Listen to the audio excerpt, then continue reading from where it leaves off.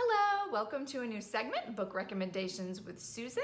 This is where I'm going to suggest a whole stack of books for one specific genre, and we're going to go through them quickly so you can just have a lot of book recommendations. It won't go quite as in-depth as our book reviews do, but I just wanted to give you a quick snapshot. Today we're going to be talking about young adult books.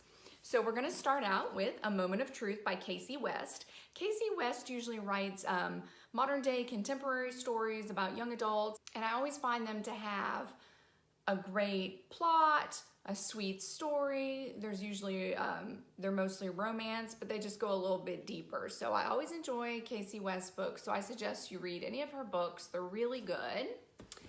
And then next up we have When We Collided by Emery Lord. This is a book that tackles some serious subjects such as bipolar disorder and depression, and the way she handles mental illness is a really sensitive way. Definitely make sure you read the author's note at the end of this one for more about that.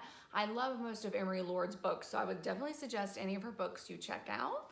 And then the next one is Warcross by Marie Lu. This book is really awesome, especially if you like video games. It's a little bit of a dystopian / science fiction book. It's about a real life video game. I found this one to be great, and the sequel was wonderful as well, and this cover is beautiful. We know I like to talk about covers. And next up is When Dimple Met Rishi by Santaya Mignon.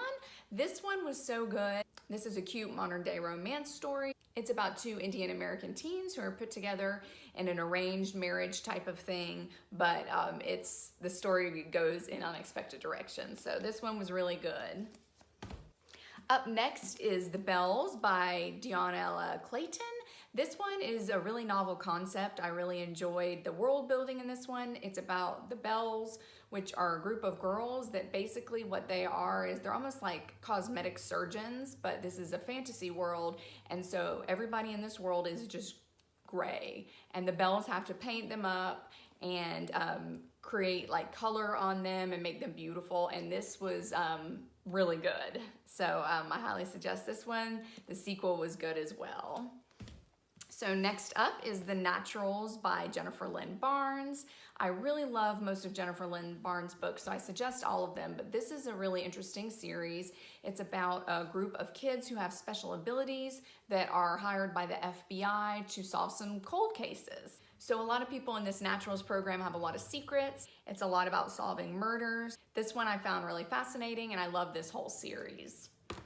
Next up is Unexpected Everything by Morgan Matson. I love all of Morgan's books, and this one was a really good book about a daughter who is a politician's child.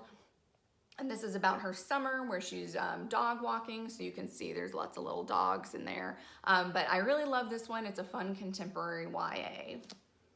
And then next up is one of my favorite YA books, Anna and the French Kiss by Stephanie Perkins. This is a book that's set in France, so I always love that because I love reading books about France. And this one is just a really sweet romance set in France, and the food descriptions in here will just make your mouth water. I love this book. It's so sweet and cute.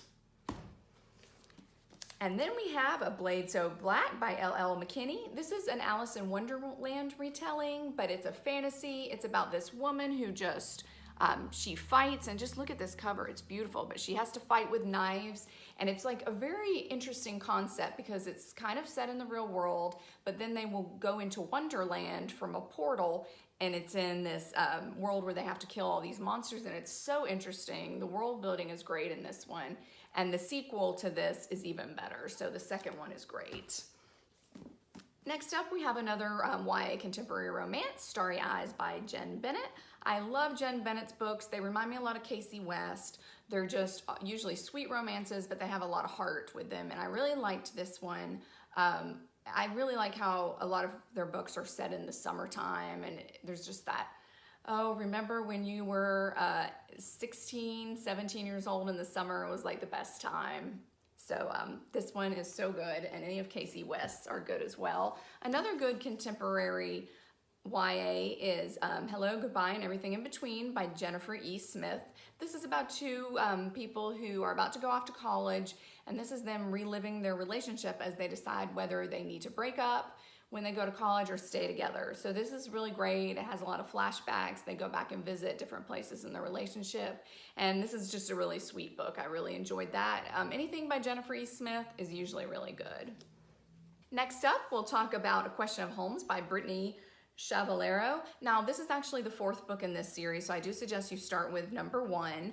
But this is such an interesting series. It's one of my favorite detective series, and it's actually about descendants of Sherlock Holmes and John Watson.